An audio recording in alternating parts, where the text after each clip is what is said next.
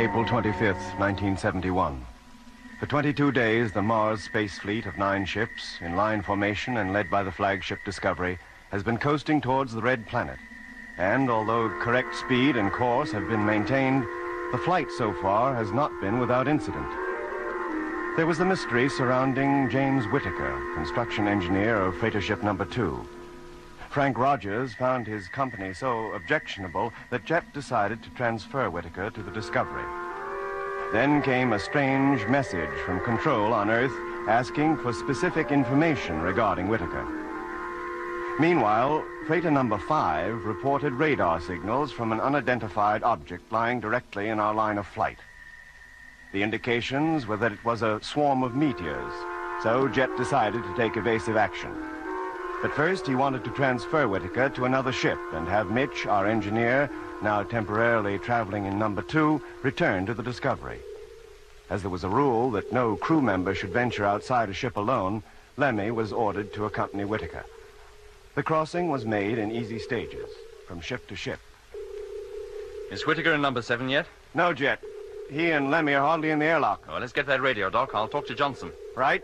Hello, freighter number 7, flagship calling. Hello, flagship. Johnson, number 7 calling. Listen, Bill. The second Lemmy and Whittaker get into your cabin, put Whittaker on, will you? I want to talk to him, urgently. As you say, Skipper. I was just about to let them in. That sounded like an explosion. Hello, number 7. Hello. Jet, look at the televiewer. Look at number 7. The crew's compartment is a total wreck. What? Can't you see, Jet? There's a gaping hole just behind her nose. Hello, Johnson. No point in calling him, Jet. By now, every particle of air that was inside that cabin will have escaped. Yes, but what about Lemmy and Whittaker? They were just about to go into number 7. Hello, Lemmy, can you hear me? Whittaker. How far had they got, Doc, before the explosion came? They just entered the airlock. They must be still in there. Had it filled up? No. Johnson couldn't possibly have had time to do it. Then they're still in the vacuum. It's unlikely they'd have felt anything of the concussion. Except through the floor. Yes, that could be enough to do considerable damage. Might have fractured the helmets or even damaged the suits. Yes, Jet. Hello, Lemmy, can you hear me? He doesn't answer, Doc. Hello, Discovery. Freighter number 6 calling. Request permission to break in on transmission. Go ahead, number 6. Barnett and Whittaker entered the airlock safely, sir. We saw them go in. Doesn't the main door of number 7 face you? Yes, sir. Then can you see into the airlock? Can you see Lemmy or Whittaker? Afraid not, sir. Johnston or Simmons had already started to close the door. It's not tight shut, is it? No, sir. It's open enough for a man to pass through it. I request permission to go over there. Thank you, Barker. Prepare to leave then, sir. Yes, but don't go until I tell you. No, sir. Hello, Jet. Lemmy calling. Jet, it's Lemmy. Lemmy Barnett calling Discovery. Hello, Lemmy, can you hear me? Oh, yes, Jet. What happened? Oh, there was an explosion of some kind in the crew's quarters. Oh, Are you hurt? I don't think so. I felt the shock. It come up through the floor, then I blacked out. How about Whittaker? He seems to be all right, but I think his radio's out of action. I can't talk to him. Listen, Lemmy, you can't get into number 7 through the airlock anymore. But if you feel fit enough, I'd like you to make your way towards the ship's nose and enter the cabin from there. The nose? Yes, there's a gaping hole there now. More than big enough for you to pass through. Eh? Yes, Lemmy. But a couple minutes more and Whittaker and I would have been in that cabin. You had a narrow escape. Thank your lucky stars for it. Yes, Jet. But what about Johnston and Simmons' lucky stars? Lemmy, I want you to get inside the cabin and give me a report on the damage. Think you can manage that? Yes, mate. Barker will be coming out to join you. As soon as he's across, have Whittaker take his place in number 6. Yes, Jet. But how do I make him understand what's wanted? I can't talk to him. Look, Lemmy, put your helmet next to his. Let them touch. When you speak, he'll hear you. Oh, do I have to get that close? To that geezer? Do as you're told, Lemmy, and don't argue. Yes, Jet.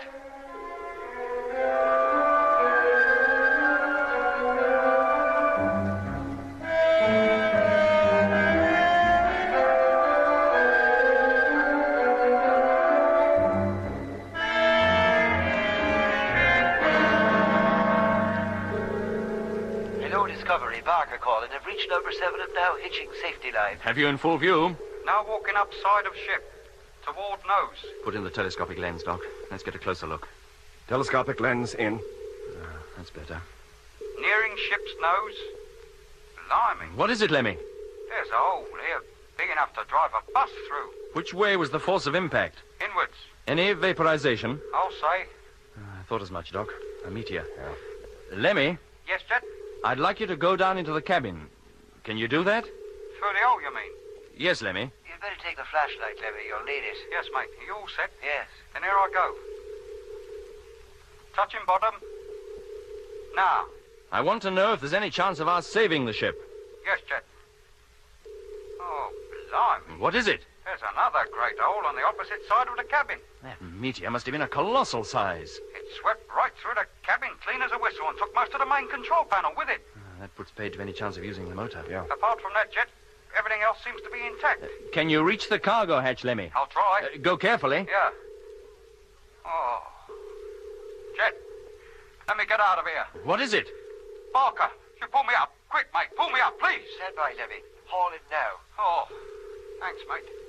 Oh, I wouldn't go back in there again for all the rice in China. Well, what was it? What did you see? Johnston. Or Simmons. I don't know which. Lemmy, Yes, Jet? get back to the Discovery, quick as you can. I'll never do it quicker. And bring Barker with you, as far as number 2. So shall I go back to my old ship, Captain? No, you'll relieve Chief Engineer Mitchell in number 2. Lemmy will leave you there and escort Mitch back here. Whittaker will stay in number 6. Yes, sir. Is that clear, Lemmy? Yes, Jet. Then pull yourself together and come on.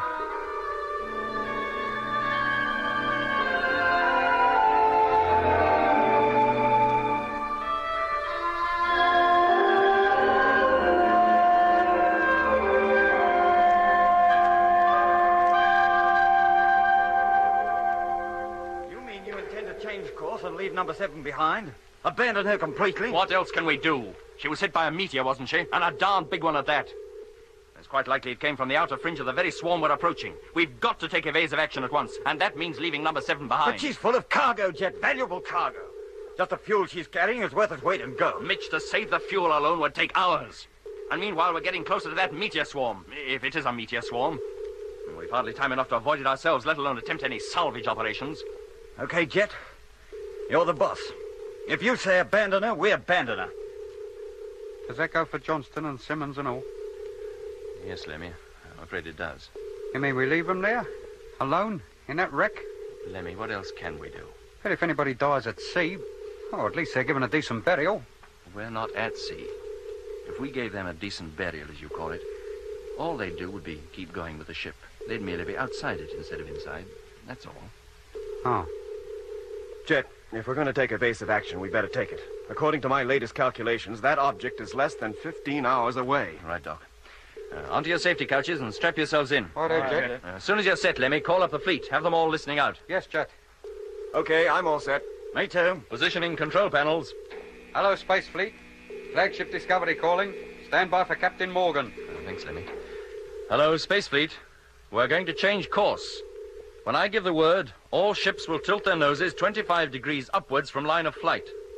When we turn on the motors, the ships will take the new course and be carried high above the meteor swarm. In that way, we may avoid it. Stand by. Okay, Doc. Switch in the main gyro. Gyro, contact. Number 1, standing by. Number 2, standing by. Number 3. Number 4. Number 5. Number 6.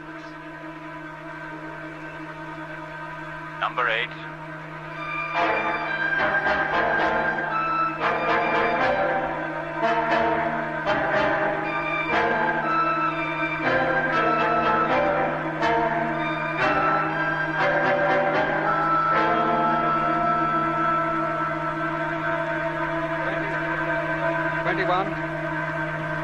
Two, 23, Number 2 gyro, stand by. 24, 25 degrees. Cut.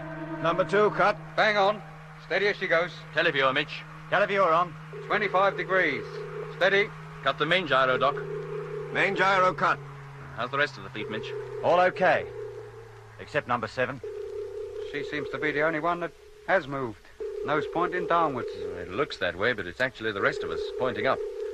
Call in the checks, Lemmy. Right. Discovery calling Space Fleet. Stand by now for firing. Check, please. Number 1 okay. Ready for firing. Number 2, All right, check. Mitch. As soon as they've checked in, Number take 3. over, will you? Sure, Jeff. Number 4, 5, 6. Number 8. Check's okay. Fleet ready for firing. Hello, Space Fleet. Flagship calling. Firing will be controlled from here. All motors will fire simultaneously. If there's any reason why firing should not take place in 70 seconds, speak up now. Then I assume it's okay. Stand by. Firing in 1 minute. Doc. What'll happen to number 7 when we leave her? She'll just go coasting on, Lemmy. Just as we'd do if we weren't changing course. On to Mars? Yeah. But being out of action and with no crew to control her, she won't be slowing down as we will. 45 seconds. Will she just go shooting past then? Oh, no. No, she's not traveling fast enough for that. She's bound to be affected by Mars' gravitational pull. Oh. She'll almost certainly go into an orbit round her until finally she crashes on the Martian surface. We might see her again then. Possibly. It all depends on how passing through that swarm affects her. Oh, yes. I forgot about that. She'll still be heading straight for it, won't she? With Johnston and Simmons inside her. Yes, Lemmy. Iskadalva Iskadashamirabo. What was that, Lemmy? Nothing, Jet. 10 seconds. Firing imminent. 5, 4, 3, 2, 1. Contact!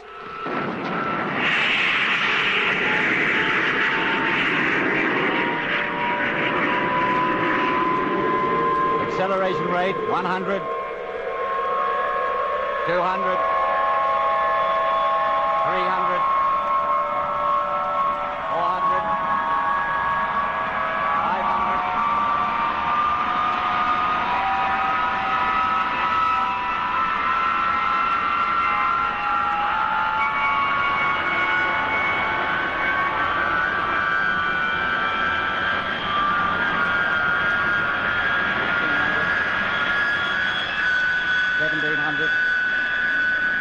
$1,700, 1,800, 1,900, 2,000. Cut the motor. Televiewer, Lemmy. Televiewer on. They're all there, Jet. Number 5 lagging behind a bit, but the rest still in formation. Right. Get the radar, Doc. That object should be beginning to drop below us. Right. Lemmy, call up the fleet. See if all crews are okay. And then have them get to work with their radar, too. Yes, mate. And when you finish, get me control. I'll give them a full report on number 7 and tell them we've changed course.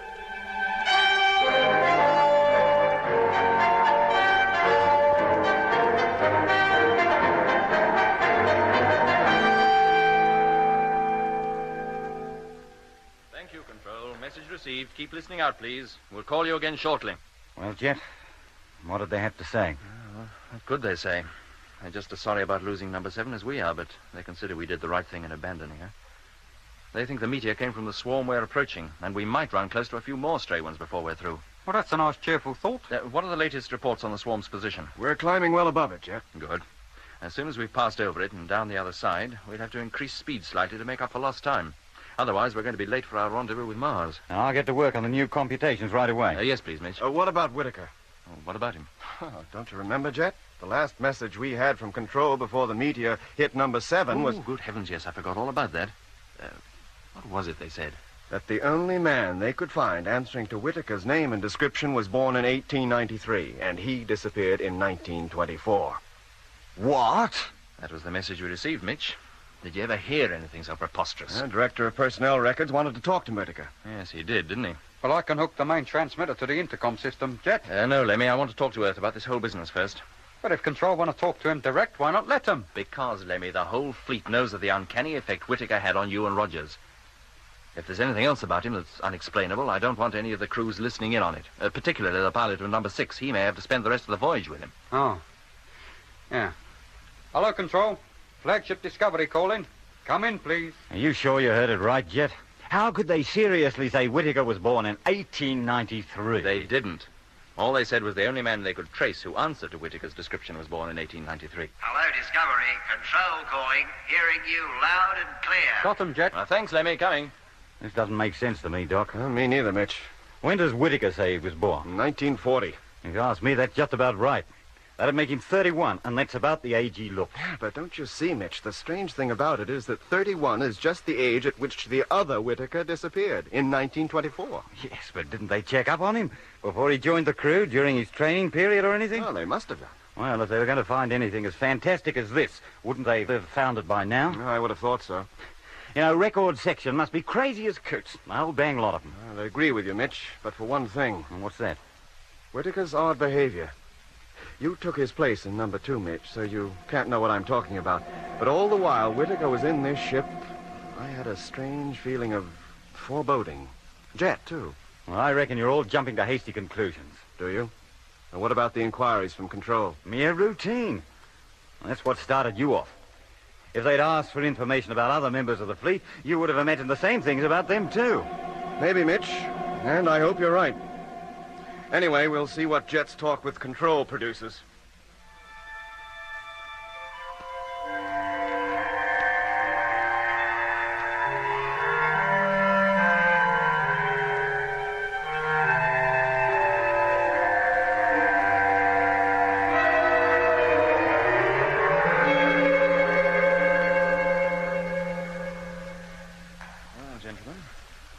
I've some rather startling news for you. About Whittaker? Yes. What is it, Jet? You remember the journalists who came up to the moon to watch the takeoff? Uh-huh. Well, it seems when they returned to Earth, one of them hit on the idea of a personal angle for a series of articles for one of the national papers. Oh? What? Well, he thought he'd visit the relatives, wives, mothers, so on, and collect first-hand material on what it's like to be the wife of a spaceman. You know the sort of thing. He'd have a job with me. I'm a bachelor. Oh, he'd thought of all that, too. Any of the men who didn't have wives had their parents supply the story. How their sons had always been crazy on space travel since they were kids, always dreamed of going to Mars.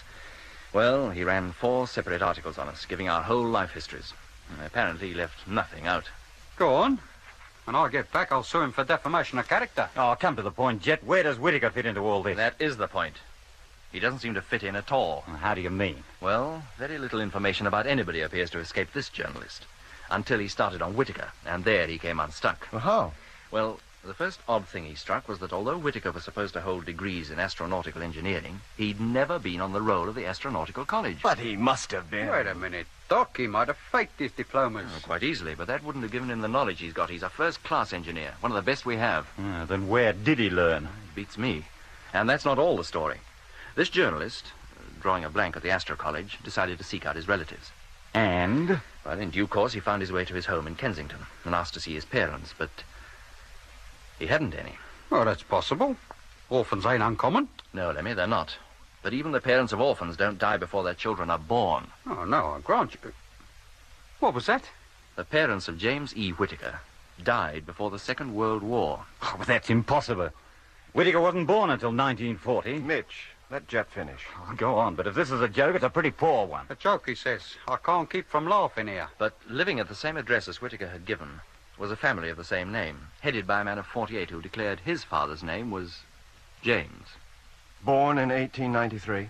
Yes, Doc. And this James Whittaker left his home one morning in 1924 and was never seen again. All efforts by the police to find him were a complete failure. Well, it could be a coincidence. Could have been Mitch quite easily. Only Edward Whittaker produced a photograph of his father.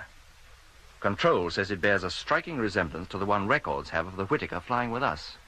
What did the Whittaker who disappeared do for a living, Jet? Oh, chief cashier in a large London store. Ah, now, Jet, when this geezer disappeared, did any of the takings disappear and all? Not that I'm aware of, Lemmy. Oh, well, that knocks that little theory on the head, doesn't it? Of course, as soon as he realized there was something odd about all this, the journalist took the whole matter up with Control, who then took it up with the police. Police records show that the James E. Whittaker who disappeared was identical in every way, physically, with the Whittaker now in number 6, even to the color of his eyes. Green. How do you know? If he'd looked at you the way he looked at me sometimes when he was in this ship, you'd know they were green. I swear they used to flash in the dark and all, like a cat. Well, it all sounds very mysterious, but I'm sure there's some rational explanation. Why don't you tackle Whittaker about it yourself? I intend to, but not while he's in number 6. Well, how else can you talk to him? Well, when we're safely past this swarm, I'll have him come over here where I can be sure our conversation won't be overheard by the rest of the fleet. Maybe you're right. Until we can get to the bottom of this business, the fewer people know about it, the better. Well, let's forget for now and get back to work. Have you got those figures ready for Control yet, Mitch? Yes, Jet, they're on the table. Lemmy, get in the latest radar reports. Yes, mate. And, Doc, Uh-huh. how about some food? It seems hours since we've eaten. It is ours. I'll get it. Thanks, Doc.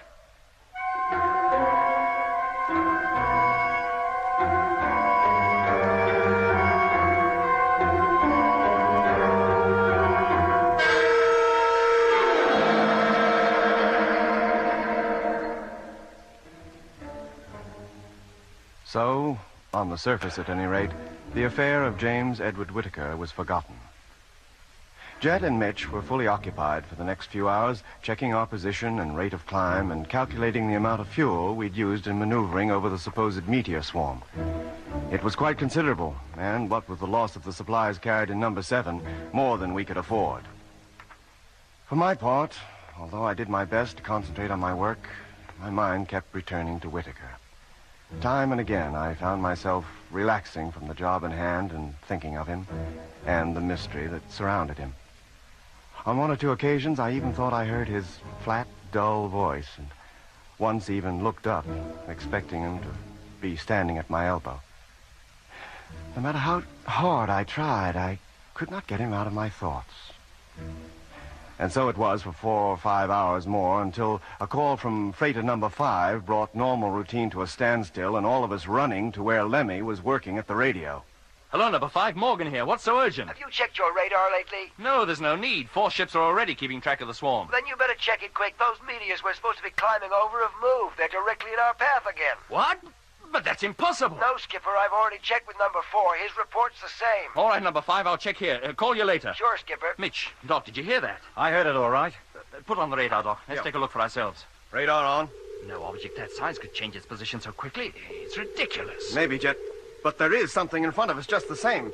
And the signals are much stronger now. Whatever it is, we're closer to it. But we should be thousands of miles above it by now. Well, we're not. It's less than 10 hours away and directly in front of us. Are you sure you figured out the right course, Mitch? Well, of course I did. Last navigational check showed we were coasting exactly along the line we intended. Well, maybe it's an entirely new object now. Perhaps this is a second swarm, one we just didn't know about. Look, Jet, we swept the area before we changed course. There was no reaction then. That's true. But how do you account for it? Doc, sweep the area below, where the swarm should be. Right.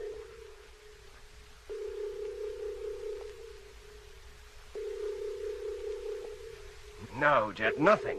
Either we've changed our course or that thing's moved. I tell you, we haven't changed course. Then we'd better, and quick. If that thing's solid and we hit If it was solid, we'd see it. It would be at least as large as the moon and be reflecting the sunlight. Well, it could have its dark side towards us. In that case, the sun being where it is, it couldn't be directly in front of us. Oh, no, it couldn't, could it?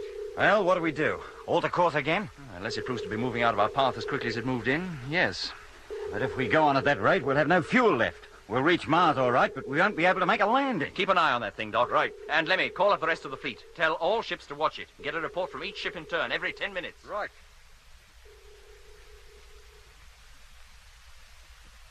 Still directly in our line of flight, Jet. Couldn't be more so.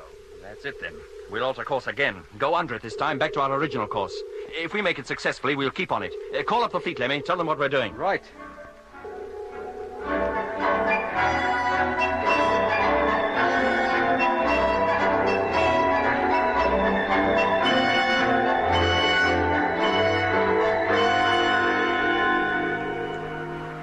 That.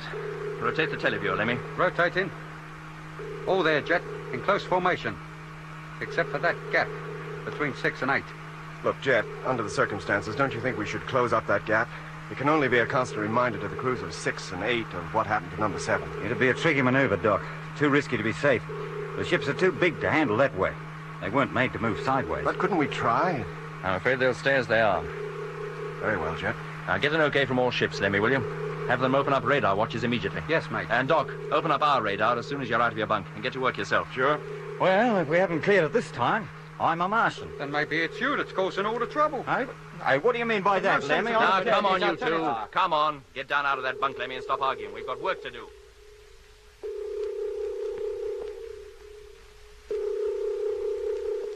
Hey, Jet. Come over here, for Pete's sake. Now what? That object, that meteor swarm, whatever it is, it's coming back. What? Yes, Jet, look for yourself. It is, too. What on earth is going It's on? been gradually moving back ever since we changed course. It's as though it's trying to block our way. Well, maybe that's just what it is doing. Don't be absurd, Lemmy. How could it? Well, why not? Twice we've altered course, and each time it's moved with us. That's ridiculous. It would be breaking all known physical laws. And how about the unknown ones? It may not be breaking those. I don't know what to think. There's only one possible answer. There are 2 swarms situated at different heights, and for some reason, whenever we're in front of one of them, we're unable to see the other. Oh, no, Mitch. It must be the same swarm. Well, the same or different. We're approaching it fast. What do we do? Try to avoid it again? We can't, Doc. We'll have no fuel left at all soon. There's only one thing we can do now. What? Go straight on. Plow right through it. Wait a minute. About go through it. You mean the whole fleet? Well, I certainly don't intend leaving anybody behind. But look what happened to number 7 when it met only one meteor. But that must have been of exceptional size. We're not likely to meet another of that caliber in 100 years. But, Jet, if we deliberately go through a whole swarm of them, even small ones, at least one ship is likely to be hit. Not necessarily, Doc. In fact, the chances are against it. And in any case, small meteors will do us no harm. The meteor bumper will take care of them. Then why go to all that bother to dodge them in the first place? Why couldn't we have just coasted on and chanced it? Because, Lemmy, we don't take chances if we can possibly avoid it. But this is different. Well, you'll never get the fleet to back you, Jet. It's too risky. Well, it's that or turn back. Oh, no, we're not turning back. There wouldn't really be much point in trying. It'd take us so long to turn the whole fleet round that by the time we were ready to fire the motors, we'd be as good as on the thing anyway. How far off is it now? Less than 4 hours. Well, how about it? Do we keep going? Or do we rush around in space playing tag with something that's nebulous, that we can't even see in spite of its colossal size? Whatever you say, Jet. I'm with you. Me too. Wherever you go, Jet, I go and all. Good. Then call up the fleet, Lemmy. I'll talk to them. Yes, mate.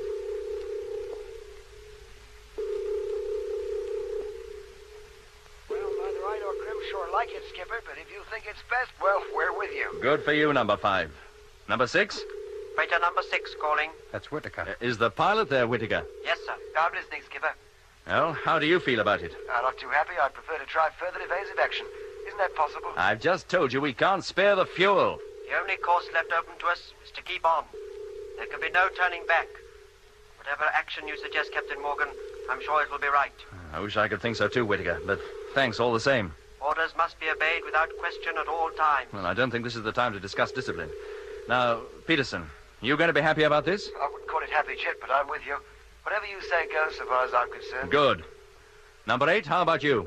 Well, as I'm the last to be consulted and everybody else has been already agreed to plow on, well, all I can say is okay. I don't like it, Jet. I think the risk is greater than you care to admit. Well, that's settled. Now, listen carefully, all of you. As a safeguard, suits will be worn from now until further notice. In the unlikely event of your ship being holed, you'll be safe until you can be transferred to another ship. If the Discovery is hit and put out of action, command will be taken by number 1. Now, that's all for now, but keep listening out. Keep your radios on at all times. How far are we off now, Doc? Less than an hour. No solid object visible on the televiewer? No, Jet. Well, gentlemen, we'd better put on our suits. If it is a meteor swarm, anything might happen once we enter it. But it's a risk I'm convinced we have to take. If a large meteor hits us, we'll never know a thing about it. Now, stay at your post from now until further orders, and good luck. A nice, cheerful prospect, isn't it?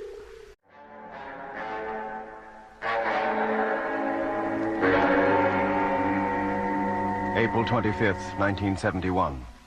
For 22 days, the Mars space fleet of 9 ships, in line formation and led by the flagship Discovery, has been coasting towards the Red Planet. And although correct speed and course have been maintained, the flight so far has not been without incident. There was the mystery surrounding James Whitaker, construction engineer of freighter ship number 2. Frank Rogers found his company so objectionable that Jet decided to transfer Whitaker to the Discovery. Then came a strange message from Control on Earth asking for specific information regarding Whitaker. Meanwhile, freighter number 5 reported radar signals from an unidentified object lying directly in our line of flight. The indications were that it was a swarm of meteors, so Jet decided to take evasive action. But first, he wanted to transfer Whitaker to another ship and have Mitch, our engineer, now temporarily traveling in number 2, return to the Discovery. As there was a rule that no crew member should venture outside a ship alone, Lemmy was ordered to accompany Whitaker. The crossing was made in easy stages, from ship to ship. Is Whitaker in number 7 yet? No, Jet. He and Lemmy are hardly in the airlock. Well, let's get that radio, Doc. I'll talk to Johnson. Right? Hello, freighter number 7, flagship calling. Hello, flagship. Johnson, number 7, calling. Listen, Bill. The second Lemmy and Whitaker get into your cabin, put Whitaker on, will you? I want to talk to him, urgently. As you say, Skipper. I was just about to let them in. That sounded like an explosion. Hello, number 7. Hello. Jet, look at the televiewer. Look at number 7. The crew's compartment is a total wreck. What? Can't you see, Jet? There's a gaping hole just behind her nose. Hello, Johnson. No point in calling him, Jet. By now, every particle of air that was inside that cabin will have escaped. Yes, but what about Lemmy and Whitaker? They were just about to go into number 7. Hello, Lemmy, can you hear me? Whitaker. Whitaker. He seems to be all right, but I think his radio's out of action. I can't talk to him. Listen, Lemmy. You can't get into number 7 through the airlock anymore. But if you feel fit enough, I'd like you to make your way towards the ship's nose and enter the cabin from there. The nose? Yes, there's a gaping hole there now. More than big enough for you to pass through. Eh? Yes, Lemmy. But a couple minutes more and Whittaker and I would have been in that cabin. You had a narrow escape. Thank your lucky stars for it. Yes, Jet. But what about Johnston and Simmons' lucky stars? Lemmy, I want you to get inside the cabin and give me a report on the damage. Think you can manage that? Yes, mate. Barker will be coming out to join you. As soon as he's across, have Whittaker take his place in number 6. Yes, Jet. But how do I make him understand what's wanted? I can't talk to him. Look, Lemmy, put your helmet next to his. Let them touch. When you speak, he'll hear you. Oh, do I have to get that close? To that geezer? Do as you're told, Lemmy, and don't argue. Yes, Jet.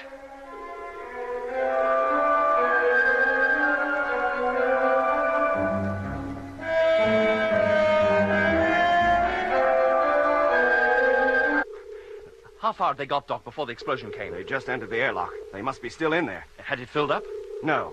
Johnston couldn't possibly have had time to do it. Then they're still in the vacuum. It's unlikely they'd have felt anything of the concussion. Except through the floor. Yes, that could be enough to do considerable damage. Might have fractured the helmets or even damaged the suits. Yes, Jet. Hello, Lemmy, can you hear me?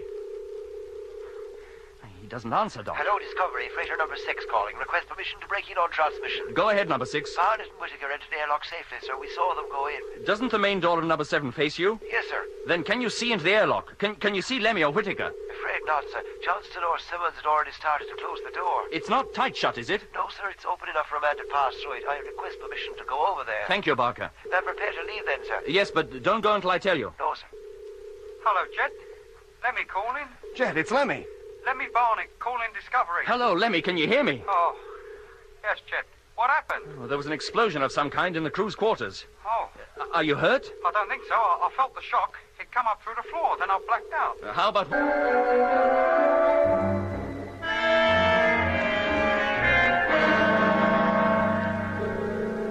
Hello, Discovery. Barker calling. I've reached number 7 and now hitching safety line. Have you in full view? Now walking up side of ship.